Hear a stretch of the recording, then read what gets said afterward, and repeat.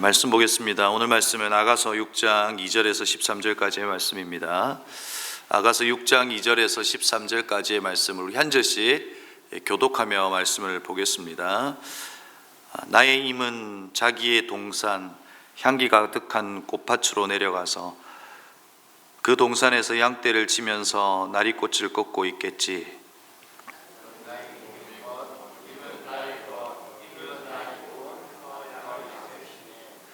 나의 사랑 그대는 디르사처럼 어여쁘고 예루살렘처럼 곱고 깃발을 앞세운 군대처럼 장엄하구나. 그대의 눈이 나를 사로잡으니 그대의 눈을 나에게 돌려다오. 그대의 머리채는 길랏 비탈을 내려오는 염소떼 같구나. 그대의 이는 털 깎으려고 목욕하고 나오는 암양떼 같이 희구나. 저마다 짝이 맞아서 빠진 것이 하나도 없구나. 노을 속 그대의 볼은 반으로 쪼개어 놓은 석류 같구나. 왕비가 60명이요 후궁이 8명이요 궁녀도 수없이 많다마는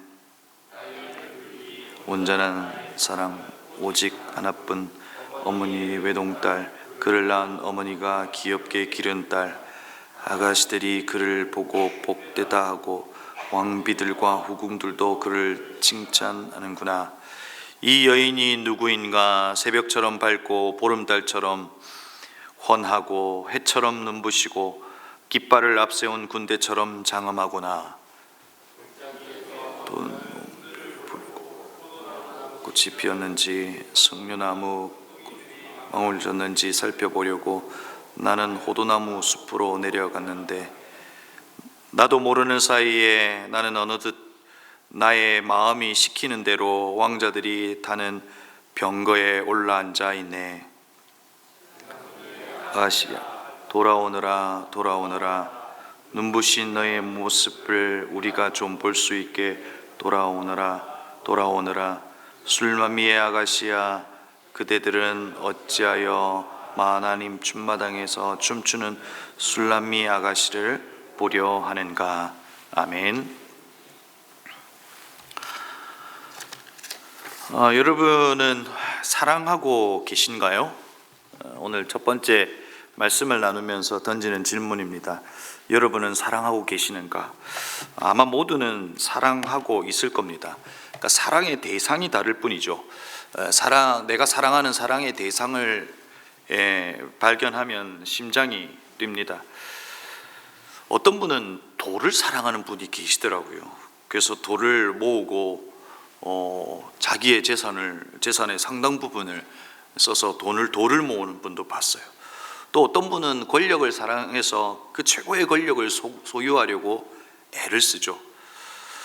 언젠가 세상에 이른 일이라고 하는 프로그램에서 본 기억이 있어요. 이분은 옛날 과자 봉지 병 같은 걸 보면 심장이 뛴다 그래요. 그래서 오래된 과자 봉지를 찾기 위해서 폐허가 된 집에서 이 오래된 과자 봉지를 발견하면 마치 보석을 발견한 것처럼 사랑의 눈빛으로 그런 것들을 바라보는 것들이 있더라고요. 그러니까 여러분, 우리 모두는 대상이 다를 뿐 어떤 부분에 있어서는 다 사랑에 빠져 있을 수 있다는 거죠. 그러니까 세상에 다양한 주제들로 노래를 하고 또 글을 씁니다. 그것이 시가 되기도 하고 노래가 되기도 하고 문학이 되기도 하죠. 그런데 가장 많은 주제가 뭘까요, 여러분? 가장 많은 주제가 바로 사랑일 겁니다. 그 한 가수의 노래예요. 그 눈의 꽃이라고 하는 그 가수의 노래의 가사가 이렇습니다. 어느새 길어진 그림자를 따라. 왠지 제가 부르고 싶은 생각도 들긴 하는데, 어느새 길어진 그림자를 따라 땅거미 진 어둠 속을 그대와 걷고 있네. 손을 마주 잡고 그 언제까지로도 함께 있는 것만으로 눈물이 나는 걸요. 라고 하는 이제 이 눈의 꽃이라고 하는 박효신의 노래입니다. 여러분, 이 노래를 들으면서 여러분 어떤 그 반응을 가질 수 있을 것 같아요? 이 사랑의 노래를 보면서 왜 그림자를 따라 땅거미 진 어둠 속을 걷고 있지, 이렇게 생각하는 분도 계실 거고, 왜 같이 있는데 눈물이 나지, 도대체 이런 일은 있을 수 있을까, 이렇게 생각하는 분들도 있을 거예요. 그렇죠? 사랑을 경험해 본 이들은 그 사랑의 깊은 곳에서 흘러나오는 그 감정과 이 모든 것들을 알 수 있죠. 그것이 노래가 되기도 하고 문학이 되기도 하더라는 것이죠. 오늘 우리는 성경 속에서 좀 특별한 성경을 보고 있어요. 그러니까 아가서이죠. 그러니까 바로 이 아가서가 사랑을 노래하고 있습니다. 아가서가 성경 속에 있는 것을 알지만, 근데 아가서는 누구를 향한 사랑의 노래인가? 사실 우리가 이제 좀 생각해 보아야 하고, 성경 속에 있는 이유가 뭘까? 꼭 이 아가서가 꼭 성경 속에 있어야 하는가라고 하는 질문도 들기도 합니다. 그리고 성경을, 이 아가서를 읽다 보면 이 아가서의 저자는 도대체 누구인가? 이 솔로몬인가? 아니면 다른 이들인가? 라고 하는 것에 질문이 있고, 그것에 대한 확실한 답을 내리지 못합니다. 왜냐하면 이것에 대한 성경에 대한 확실한 해답을 주고 있지 않기 때문에 그렇습니다. 좀 하나하나 먼저 정리를 하고 오늘 본문의 내용을 좀 살펴보겠습니다. 여러분, 아가서의 히브리 본문의 제목은 솔로몬의 노래들의 노래입니다. 그러니까 영어로는 Song of Songs라고 되어 있죠. 그러니까 노래 중에 노래라고 하는 의미이지만, 그러니까 여러 노래들 중에 노래라고 하는 의미에 더 가깝습니다. 그러니까 이것은 사랑의 노래들의 모음집이다, 이렇게 해석하는 것이 더 좋을 겁니다. 그러니까 저자는 또 누구냐, 이런 생각이 들죠. 오늘 이 질문 앞에서 우리가 이제 확실한 답을 내리지 못하는 이유는 1장 1절에서 솔로몬의 아가라고 시작은 합니다. 그러나 전체 내용을 보면 그 문체와 또 솔로몬은 사실상 한 명의 아내를 가진 게 아니라 여러 명의 아내를 두었고, 또 시의 내용 가운데 솔로몬의 역할과 맞지 않는 것들을 볼 수가 있어요. 그래서 솔로몬의 저자에 대한 다양한 의견이 있습니다. 이건 솔로몬이 지은 시가 아닐 것이다. 그러나 이 8장으로 구성된 이 시를 솔로몬 개인의 이야기와 연결시키는 것은 좀 곤란합니다. 그러니까 오늘 우리가 보고 있는 이 6장의 말씀도 솔로몬이라고 하는 이 한 개인을 생각하면서 읽기보다도 오히려 이 솔로몬은 지혜 교사였습니다. 그래서 솔로몬이 하나님께서 결혼 관계, 그리고 이 사랑의 아름다움, 사랑이 궁극적으로 보여주는 그 하나님의 사랑에 대한 것, 그리고 인간과 인간 사이에 그 누릴 수 있는 그 사랑의 신비에 대한 교훈을 이 노래들을 통해서 알리고자 했던 것이죠. 그래서 그 노래를 모아 우리에게 알려주고 있는 겁니다, 솔로몬이. 그래서 이 아가서를 지혜문학이라고 부르죠. 그러니까 아가서를 통해서 뭘 가르쳐 주는 거예요? 사랑을 가르쳐 줍니다. 사랑의 자발성, 사랑의 아름다움, 그리고 힘, 서로가 내어주는 배타적 사랑에 대한 것을 묘사하죠. 그러니까 오늘도 본문에 보면 어디 있느냐라고 묻기도 하고 서로를 갈망하여 찾아가는 이런 것들이 있습니다. 그리고 서로가 서로에게 내어주는 그 사랑의 모습이 바로 여기에 있다 하는 것이죠. 그래서 아가서를 성경 중에 하나님의 선물이다라고 이야기합니다. 그래서 여러분, 사랑을 알고 싶거든 이 아가서를 깊이 묵상하실 수 있기를 바라요. 특별히 부부된 이들이 이 아가서를 깊이 묵상하시면서 하나님께서 우리에게 주신 사랑의 신비와 같은 것들을 이 아가서를 통해서 우리가 알 수 있다는 것이죠. 자, 그러면 또 하나의 또 질문이 있습니다. 뭐냐면 이 아가서를 해석할 때 어떻게 해석해야 되는가? 크게 여러 갈래로 해석할 수 있습니다. 유대의 전통에서 해석할 수 있는 방법이 있고, 그냥 서정시의 모음집으로 해석할 수 있는 방법이 있고, 또 이거 제의적 표현으로서의 해석하는 방법이 있을 수 있다는 거죠. 아가서에 나타난 이 사랑의 이야기를 크게 두 가지 갈래로 이야기하면, 첫 번째는 역사적 알레고리로 해석하는 경우에, 그러니까 역사적 풍유로 해석하는 건데, 유대교에서는 남자를 하나님으로, 여인은 이스라엘로 보는 거죠. 그래서 하나님께서 이스라엘에게 보여주신 사랑이다라고 하는 것으로 이 아가서를 해석할 수 있습니다. 물론 그것만으로만 해석할 수 있는 것은 사실은 아니에요. 이 모든 것을 하나님의 사랑과 그리스도의 사랑으로만 해석할 수 없습니다. 사실은 오히려 사랑의 이 서정시들을 모아놓고 이 남자와 여자의 사랑을 노래하고, 그래서 하나님께서 이 우리에게 주셨던 이 아름다운 사랑, 선물로 주셨던 남녀 간의 이 성과 사랑을 노래하는 모음집으로 우리에게 어떻게 사랑할 수 있을 것인가 라고 하는 것을 알려주는 그 지혜 문학이다라고 보는 견해가 오히려 조금 더 맞지 않을까 싶습니다. 그래서 오늘 우리는 이 아가서를 통해서 하나님의 사랑을 발견할 뿐만 아니라 하나님께서 우리에게 주신 그 사랑의 의미, 그 신비를 이 성경을 통해서 알 수 있다는 것이죠. 자, 그러면 오늘 첫 번째 그 본문의 내용을 한번 살펴볼까요? 오늘 성경에 보면 좀 재미있게도 그 성경 구절 앞에 이 괄호를 통해서 여자, 남자 뭐 이렇게 구분해 뒀습니다. 마치 희곡처럼 서로 이게 대화를 주고받는 내용의 역할들을 이 앞에다가 둔 거죠. 그러니까 오늘 1절이 빠져 있는데 1절의 내용은 이런 겁니다. 그러니까 여인들 가운데서 빼어나게 아리따운 여인아, 너의 임이 간 곳은 어디냐? 너의 임이 간 곳은 어디인지 우리에게 함께 임을 찾아 나서자. 그러니까 그것에 대한 대답이 이제 2절 여자가 대답하는 거죠. 그러니까 1절에서는 이 여인들의 여자의 친구들이 질문하는 거예요. 너의 사랑이 어디 있냐라고 물어보는 거예요. 어디 갔냐라고 물어보는 거죠. 그것에 대하여 여자가 어디 있다라고 하는 것을 이야기해 주고 있는 거죠. 나의 임은 자기의 동산 향기 가득한 꽃밭으로 내려가서 그 동산에서 양떼를 치면서 나리꽃을 꺾고 있겠지. 오늘 여기에서 2절에서 말하고 있는 이 꽃밭, 개역 개정은 정원으로 표현되어 있는데 이 꽃밭 정원은 신부를 뜻합니다. 그러니까 다시 말해서 자기 자신을 뜻한다는 것이죠. 그러면 지금 신랑이 도대체 어디 있느냐? 바로 꽃밭으로 내려와 나와 함께 있다라고 하는 것을 노래하고 있는 겁니다. 여러분의 표정이 별로 좋지 않습니다. 왜냐하면 이 아가서에 나타난 이 사랑의 이야기가 여러분을 어떻게 만들기 때문에 그래요. 뭔가 좀 나와는 맞지 않는 것처럼. 여러분 진정한 사랑을 좀 해보실 수 있기를 바라요. 사랑하면 노래하게 되어 있어요.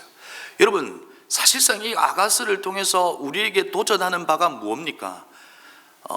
우리에게 있는 수많은 사랑의 이야기 속에 신랑과 신부, 그 부부 안에 일어날 수 있는 그 사랑을 할 수 있는 그 대상과의 깊은 사랑을 이 아가서가 노래하고 있고, 우리는 노래하고 있는 이 아가서를 통해서 사실 사랑을 배우는 거예요. 그것이 솔로몬이 이 시를 모아서 우리에게 알려주고 있는 거죠. 자, 2절에서 또 계속해서 이야기하죠. 꼴을 먹고 백합화를 따고 있다. 신랑은 그렇게 이야기하죠. 신랑이 노루나 사슴처럼 백합화로 비유된 이 신부와 사실상 사랑을 나누는 것을 묘사하고 있는 거죠. 그러니까 아가서 곳곳에서는 사랑을 나누고 있는 모습들을 계속해서 묘사하고 있는 겁니다. 그러면서 계속해서 그 사랑에 대한 이야기를 하면서 이 여자의 친구들이 묻고, 그리고 그 답하는 그 가운데에서 어디 있냐라고 물어보는 그 가운데에서 사실상 무엇을 이 시를 통해서 이야기해 주고 있는 겁니까? 신부는 신랑에 대한 사랑의 열망을 끊임없이 표현하는 거죠. 그러니까 마치 불협화음이 있는 듯한 그들에게 던져진 질문 앞에서 서로가 사랑한다라고 하는 것으로 다시금 진정한 하나가 되는 것을 우리에게 이야기해 주고 있는 것이죠. 그러니까 이것이 부부의 관계 속에서 볼 때도 마찬가지이죠. 불협화음이 있을 수 있다는 거죠. 그러나 사실 그 사랑의 깊은 관계 속에서 연합으로 이어질 수 있다는 거예요. 우리가 부부로서 하나의 소속감을 가진 이로서 있을 수 있다는 것을 사실 이 노래를 통해서 확인할 수 있는 거예요. 계속해서 이제 남자는 또한 이야기를 이어가죠. 나의 사랑, 그대는 디르사처럼 어여쁘고 예루살렘처럼 곱고 깃발을 앞세운 군대처럼 장엄하구나라고 노래를 이어가고 있습니다. 여러분, 여기에서 오늘 그 남자는 그 여인에 대한 사랑을 표현을 이제 여러 가지로 표현하고 있죠.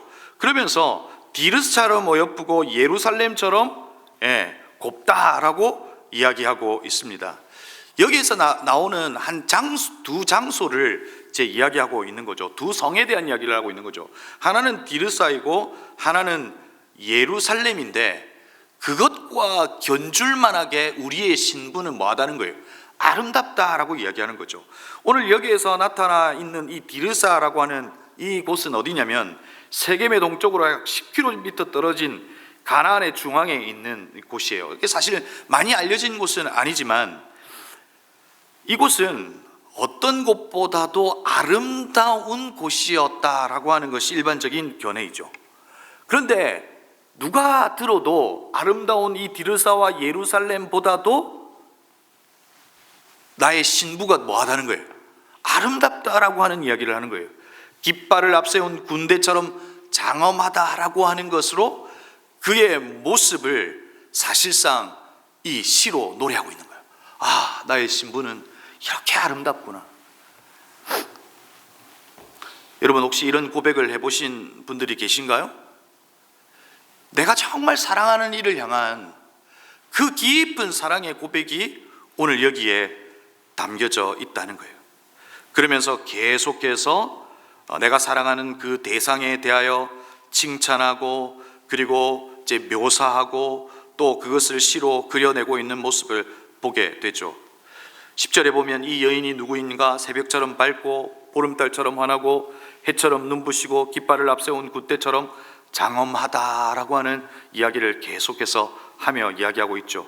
11절에서는 골짜기를 돋는 들을 보려고 포도나무 꽃이 피었는지 석류나무 꽃송이들이 망울 졌는지 살펴보려고 나는 호두나무 숲으로 내려갔다네. 나도 모르는 사이에 어느덧 나의 마음이 시키는 대로 왕자들이 타는 병거에 올라앉아 있네.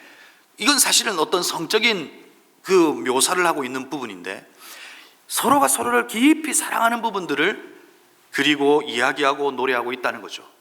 여러분 안에, 우리 안에 사실상 이 사랑의 고백이 회복될 수 있었으면 좋겠다 싶어요. 사실 이 기독교 안에서의 성이라고 하는 것은 너무 많이 닫혀 있죠. 그러나 이 성이라고 하는 것은 하나님께서 우리에게 허락하신 선물이죠. 남자와 여자, 남편과 아내, 하나님께서 인정하신 이들이 함께 누릴 수 있는, 그들에게 주신 즐거움으로 주신 사실은 고귀한 선물이죠. 우리는 이것을 사실 말하지 않죠. 그러나 이것이 우리 안에서 진정으로 회복되어야 한다는 것이죠. 그럴 때 사실상 우리 안에 이 깊어진 사랑 속에서 서로가 하나이다라고 하는 소속감과 그 연대감 속에서 자기 중심적 사랑이 아니라 내어주는 그 사랑을 통해서 하나가 될 수 있다라고 하는 것을 이야기하고 있는 거죠. 아가스는 바로 이와 같은 관점에서 계속해서 노래하고 있습니다. 아가스를 여러분들이 많이 좀 묵상하실 수 있기를 바라고, 오늘 이 아가스의 고백을 여러분이 사랑하는 대상에게 이 고백을 해 주실 수 있으면 좋겠다 하는 생각이 들어요. 그리고 여러분 안에 그 깊은 사랑의 회복이 오늘 아가서가 신부와 신랑에게, 그리고 남자가 여자에게, 여자가 남자에게 해주는 그 고백처럼 우리 안에서 이 사랑 또한 회복될 수 있기를 바란다. 이것이 지혜서로서 솔로몬이 준 기대예요. 그죠? 이 사랑을 깊이 이해하고 그 사랑을 깊이 나누는, 그죠? 저와 여러분이 될 수 있기를 바랍니다. 아무도 아멘 안 하세요. 그죠? 그래서 계속해서 여러분 아가서를 묵상하시면서 그 깊은 사랑의 이야기 속에서 하나님의 사랑을 발견할 뿐만 아니라 하나님께서 허락하신 그 부부의 아름다운 영적, 육체적, 정신적 그 사랑을 나누실 수 있기를 바라고, 또 우리의 청년들 같은 경우에는 그 사랑을 준비할 수 있기를 바라요.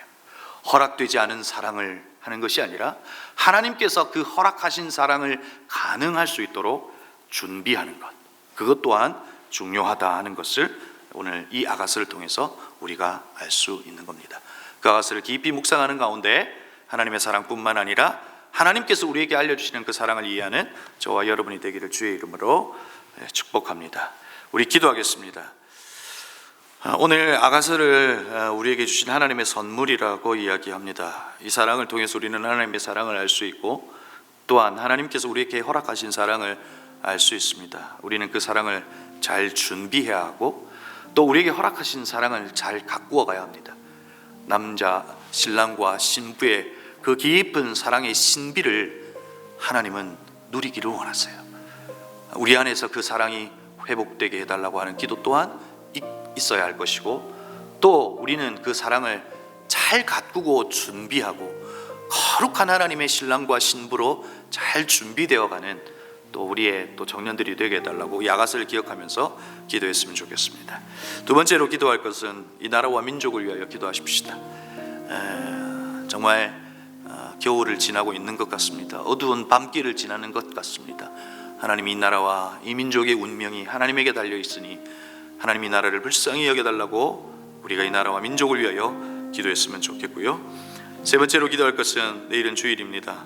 주일의 모든 예배 속에서 하나님의 임재를 경험하게 하시고, 주일의 모든 예배 속에서 살아계신 하나님을 만나는 감격의 예배가 되게 해달라고 기도해 주시고, 우리 마지막으로 오늘 여기에 앉아있는 우리 청년들 위해서 여러분들 좀 기도해 주셨으면 좋겠습니다. 하나님, 이 세상이 우리에게 아름다운 것을 보여주지 않습니다.